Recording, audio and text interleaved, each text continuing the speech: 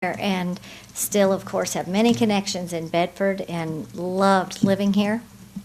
I was not prepared to speak tonight, but I just caught some things and made little bullet points, so this will not flow as a paragraph. This is just little things I wanted to comment on and hopefully let councilman and mayor consider in your decision making.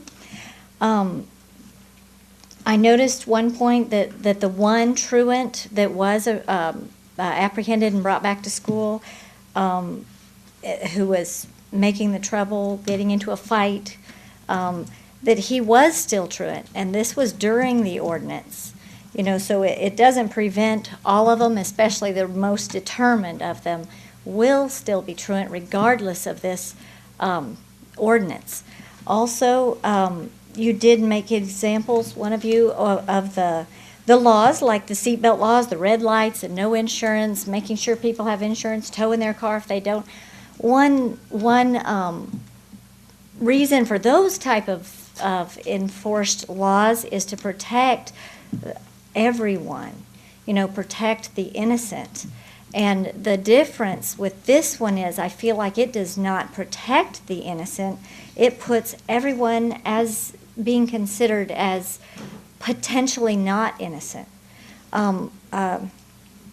Also, there's a number of homeschoolers in this community. There were many more who even I know of personally who were going to be here tonight, who were, you know, of course, because of weather didn't come. And there are several private schoolers here as well, who are affected by this and do feel concern over all of this.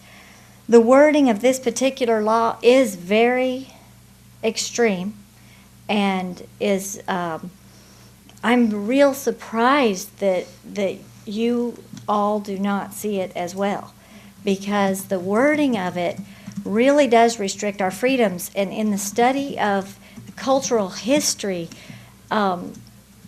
freedoms are taken one tiny step at a time.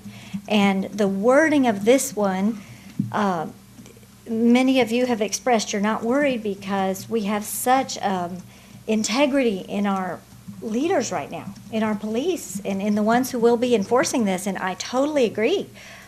I don't fear any of the Bedford police I had when I lived here. They came when we had to call 911 a couple times, and it was awesome, the response, the concern, the personal care that the police had for citizens of Bedford. I commend them.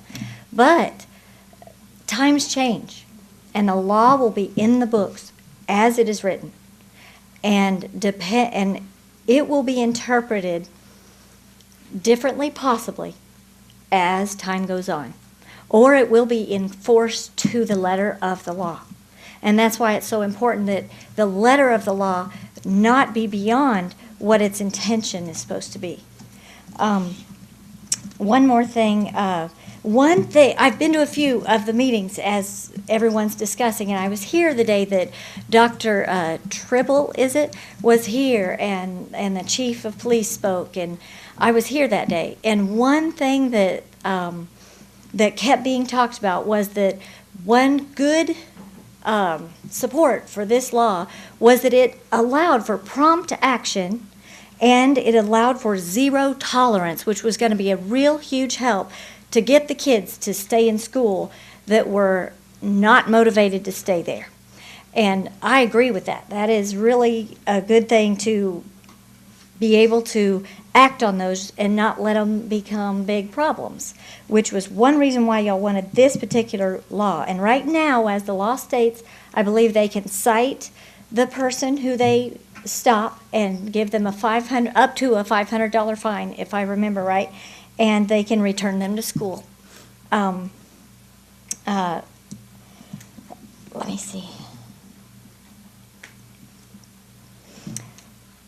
I was trying to think, hang on one second. My notes were written very sloppy here on this bank receipt. Okay. But right now, as the law is, it's not kind of to just protect, like the seatbelt laws, the red light laws, the insurance laws. But it's now looking for, even though before y'all said too that they could already stop any one of us in this whole room for any reason and just ask us if they had probable cause. But normally they wouldn't have probable cause if some person was just riding a bike or standing somewhere. And now this does give them probable cause. And it's just too extreme. It leaves the impact up to the discretion of our officers. It stays on for years. And I'll leave you with one idea, just an idea that my family's talked about. We were talking about what could the schools do. I mean, we see the need here.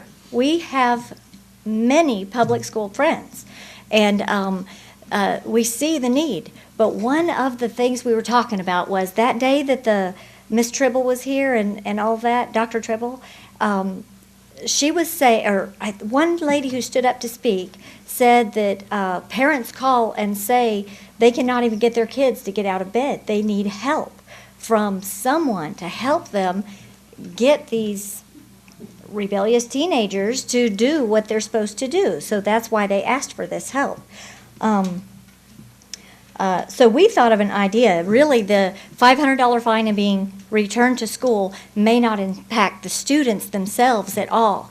If a parent cannot get the child out of bed to go to school, they may not be able to make the child cough up $500 of his own dollars. And so it's increased burden really back on the parent.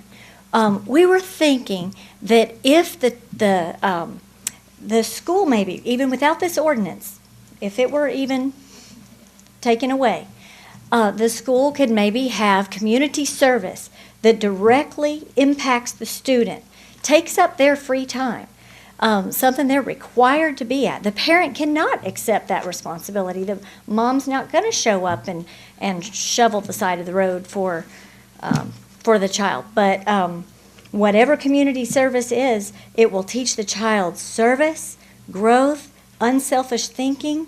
It'll let them see another side that maybe they've never seen in the community. We thought community service would be an awesome consequence to their truancy. And then maybe the second offense could be not only community service, but the fine. Because just in case it is the parents not motivating their children to do what's right, that would hit both, but the child first. Just to leave with an idea. Thank you.